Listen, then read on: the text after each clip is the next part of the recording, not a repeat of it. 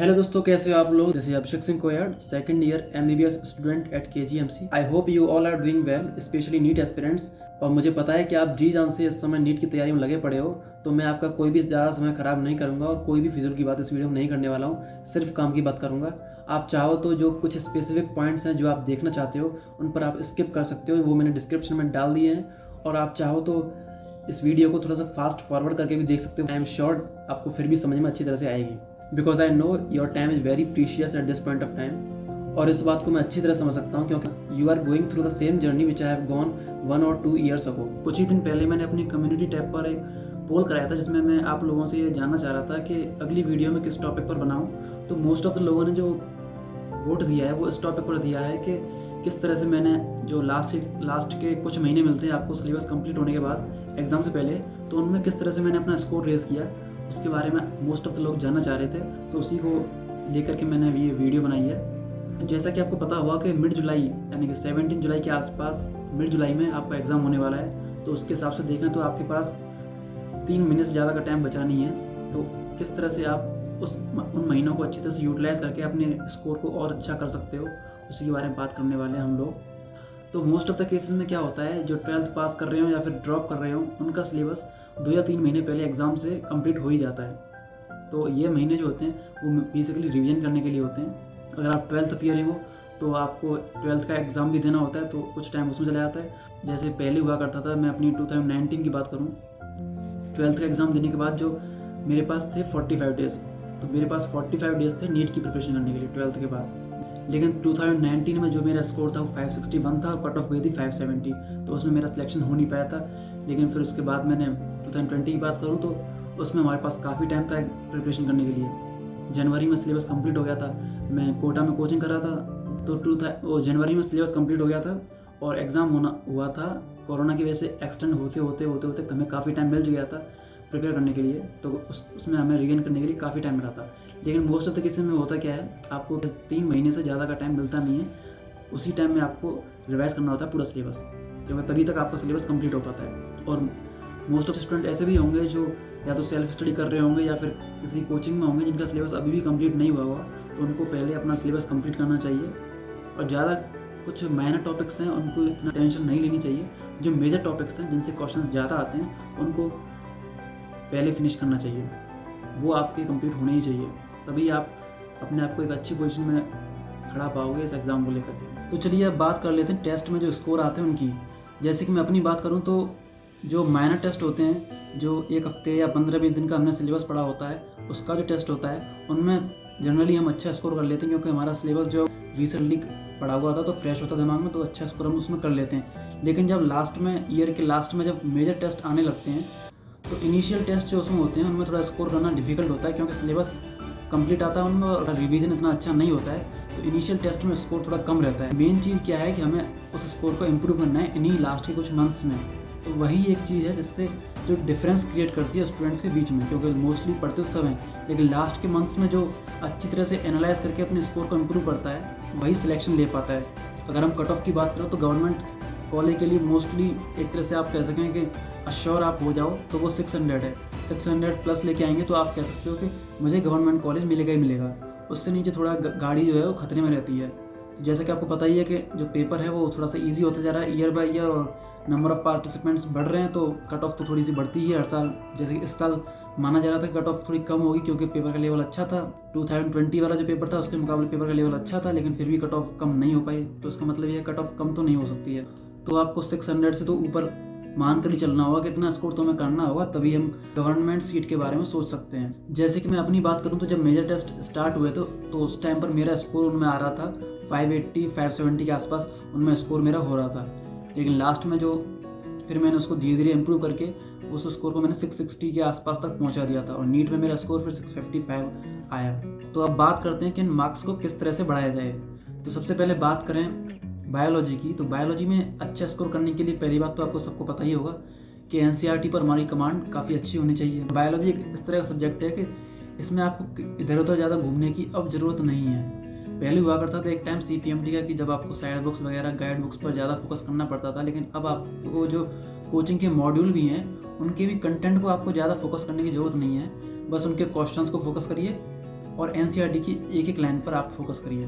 उसमें क्या है कि मोस्टली आपको एमसीक्यू प्रैक्टिस करनी चाहिए साथ के साथ, एनसीईआरटी पढ़ने साथ, क्योंकि जब आप एनसीईआरटी पढ़ते हो तो उन लाइनों से किस तरह का क्वेश्चन बन सकता है वो आपके कभी कभी दिमाग में आता नहीं है। तो उसके लिए आपके पास एक इस तरह की बुक होनी चाहिए जिसमें कि उस एनसीईआरटी बेस्ड क्वेश्चंस उसमें फ्रेम हो रखे हों और उसकी हर लाइन से एक क्वेश्चन फ्रेम हो रखा हो, जिससे आपको आइडिया लग जाए किस तरह के क्वेश्चंस बन सकते हैं और साथ ही साथ आपकी प्रैक्टिस भी हो। क्योंकि जनरली हम जब कंटेंट पढ़ते जाते हैं तो उससे हम पढ़ तो लेते हैं और हमें लगता भी है कि सब कुछ समझ में आ गया है, लेकिन जब हम एमसीक्यू करने जाते हैं और ऑप्शंस देखते हैं तो कभी कभी कंफ्यूज हो जाते हैं सिमिलर ऑप्शंस के बीच में।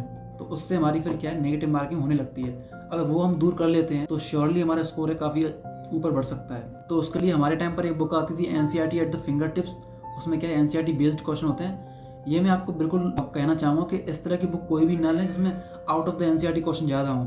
अगर आप उस तरह की बुक करोगे तो आप अपना टाइम ही वेस्ट करोगे, कोई फायदा उसका होने वाला नहीं है। बुक ऐसी चूज करना है एमसीक्यू वाली जो प्योरली एनसीईआरटी बेस्ड हो। तो मोस्ट इंपॉर्टेंट चीज़ क्या है, ये क्वेश्चन आपको सही नहीं करने हैं, क्वेश्चन आपको with in the time frame आपको सही करने हैं। तो आप टाइम सेट करके क्वेश्चंस की प्रैक्टिस कीजिए। जैसे कि 90 क्वेश्चन है तो आपको कोशिश करनी चाहिए कि वो 40 मिनट्स के अंदर आप उनको सॉल्व कर लें और साथ के साथ OMR फिल करने की भी प्रैक्टिस साथ में करें, ताकि आप उन 40 मिनट्स के अंदर ही उनको पूरा सॉल्व भी कर लें उन क्वेश्चंस को और OMR भी फिल कर लें उन्हीं 40 मिनट्स के अंदर में। ये आप जितनी बार प्रैक्टिस करते जाओगे आपके रिफ्लेक्स में वो चीज़ आती चली जाएगी। क्योंकि बायोलॉजी जो है वो आपको सिर्फ सही नहीं करनी है बल्कि आपको कम टाइम में सही करनी है, ताकि आपका जो टाइम है वो बच जाए केमिस्ट्री और फिजिक्स के लिए, तभी आप उनमें अच्छा स्कोर कर पाओगे। तो बायोलॉजी में आपको ज़्यादा से ज़्यादा मॉक टेस्ट लगाने हैं। 90 क्वेश्चंस लीजिए, उनको 40 मिनट्स का टाइम सेट करिए, उनको सॉल्व कीजिए और OMR फिल कीजिए। जितना ज़रूरी मॉक टेस्ट लगाना है उससे भी कहीं ज़्यादा ज़रूरी है उसको एनालाइज करना। एनालाइज मतलब कि ये तो है ही है कि क्वेश्चंस को एनालाइज करना, किस तरह के क्वेश्चन आ रहे हैं, किस तरह से ऑप्शंस आ रहे हैं, किस पैटर्न के क्वेश्चन बन रहे हैं, वो तो एनालाइज है ही है। लेकिन आपसे गलतियाँ कहाँ हो रही हैं वो भी आपको अच्छी तरह से एनालाइज करना है। क्या आपसे फैक्चुअल इन्फॉर्मेशन गलत हो रही है, क्या आपसे कंसेप्चुअल इन्फॉर्मेशन गलत हो रही है।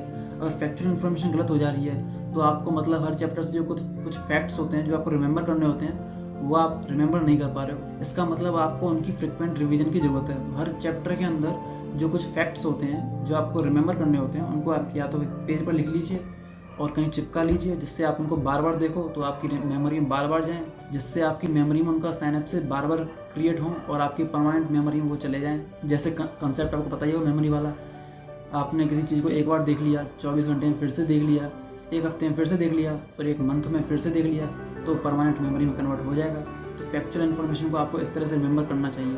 अगर आपका कोई कंसेप्ट गलत हो रहा है तो फिर आपको उसको अच्छी तरह से पढ़ना पड़ेगा। थोड़ा आप अपना मॉड्यूल जो है उसमें से उसको समझ सकते, क्योंकि मॉड्यूल में जो है आपकी एनसीईआरटी से थोड़ा सा एक्स्ट्रा उसके बारे में डिस्क्राइब करके लिखा होता है, तो आप उसको उससे समझ सकते हो। अगर कंसेप्चुअल क्वेश्चन गलत हो रहा है तो उसके लिए थोड़ी सी आपको एक्स्ट्रा एज होनी चाहिए, तभी आप उसमें कमांड ले पाते हो। उसके लिए आप अपने टीचर से भी कंसल्ट कर सकते हो। अगर आपसे कहीं पढ़ने में मिस्टेक हो जा रही है, आप स्पीड की वजह से आप गलत पढ़ लेते हो या फिर कहीं पर वर्ड्स को मिस कर रहे हो, नोट या तो उनको आपको रिमूव करना चाहिए। और ये मिस्टेक तो आपकी रिमूव होगी प्रैक्टिस के साथ। मैं अपनी बात करूँ तो जब भी मैं मॉक टेस्ट लगाता था तो 90 क्वेश्चन जब मैं लगाता था उनमें से हर मॉक टेस्ट में 8 या 9 क्वेश्चन इस तरह के जरूर होते थे जो मेरे सिली एरर्स की वजह से गलत हो जाते थे। मतलब वो मुझे आते थे लेकिन जल्दी, मतलब स्पीड की वजह से, स्पीड मेंटेन करने की वजह से जो एक्यूरेसी है वो कहीं ना कहीं लैग कर जाती है। और ऐसा इसलिए होता है कि हमारी प्रैक्टिस नहीं होती है। अगर हम बार बार ये सब चीज़ करें तो डे बाई डे आप देखोगे कि जो आपके सिली क्वेश्चन में जो सिली एरर्स आ रहे हैं वो डे बाई डे रिड्यूस होते चले जाते हैं। और मान लीजिए आपके 10 सिली एरर आ रहे थे, मतलब 10 × -5 मार्किंग 50 मार्क्स आपके कहीं जा रहे थे, वो आपके कंसंट्रेशन से और फोकस करने की पावर से ही रिमूव हो सकते हैं। मतलब आपकी अगर प्रैक्टिस हो जाए 40 मिनट्स तक बैठने की और 90 क्वेश्चंस को सॉल्व करने की विद एक्यूरेसी, तो जो आपकी नॉलेज आपके पास ऑलरेडी है उसी को अच्छी तरह से अप्लाई करके ही आप 50 मार्क्स तो ऐसे ही बढ़ा सकते हो। उसके लिए आपको कुछ और करने की जरूरत नहीं है, बस आपको फोकस होना चाहिए और आपकी प्रैक्टिस होनी चाहिए आपके फोकस को मेंटेन करने की। वैसे तो आपको एग्जाम में 3 आवर्स तक अपना फोकस मेंटेन करना है, लेकिन बीच में कहीं ना कहीं वो फोकस जरूर टूटेगा। तो आप कोशिश करिए कि सब्जेक्ट वाइज वो फोकस टूटे।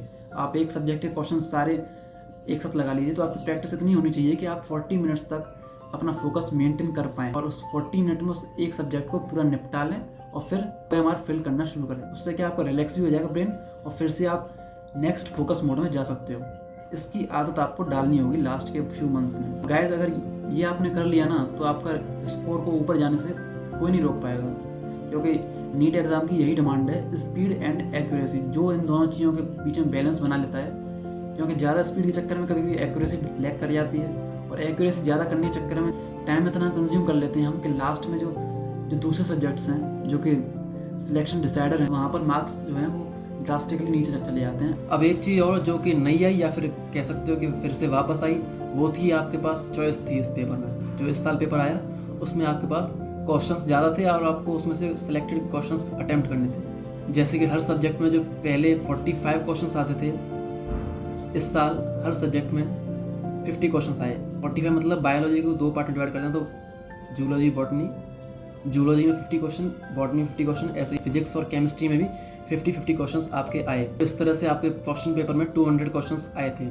तो ये एक तरह से बच्चों के लिए नई चीज़ थी, क्योंकि ज़्यादातर आप नीट का एग्ज़ाम देते तो आपकी ये हैबिट होती है कि आपको क्वेश्चन करने होते हैं, तो चॉइस में आपको क्वेश्चन छोड़ना भी होता है, तो ये एक तरह से नई चीज़ हो जाती है। तो इस चीज़ के बारे में जब मैंने अपने जूनियर से, जो कि इस साल नीट एग्ज़ाम क्रैक करके मेरे इस कॉलेज में आए हैं, तो जब मैंने उनसे इसके बारे में रिव्यू लिए तो उनके रिव्यू जो थे वो थोड़े मिक्स टाइप के रिव्यू हैं। उनको कुछ चीज़ों में फ़ायदा मिला तो कुछ जगह पर उनको इसका नुकसान ही मिला। जैसे मैं नुकसान की बात करूँ पहले, तो क्वेश्चंस का अमाउंट बढ़ गया, और नीट में वैसे ही क्वेश्चंस का अमाउंट काफ़ी ज़्यादा होता है, आपके पास टाइम वैसे ही कम रहता है। तो इसकी वजह से क्या है, उन्हें सारे क्वेश्चंस पढ़ने पड़ रहे थे, जिसकी वजह से उनका टाइम भी कंज्यूम हो रहा था। और वैसे भी अगर बायो की बात करूँ तो बायो में तो ठीक है, क्वेश्चन आप पढ़ते हो, आपको पता लग जाता है कि क्वेश्चन हो पाएगा या नहीं हो पाएगा, तो आप तुरंत उसको छोड़ सकते हो।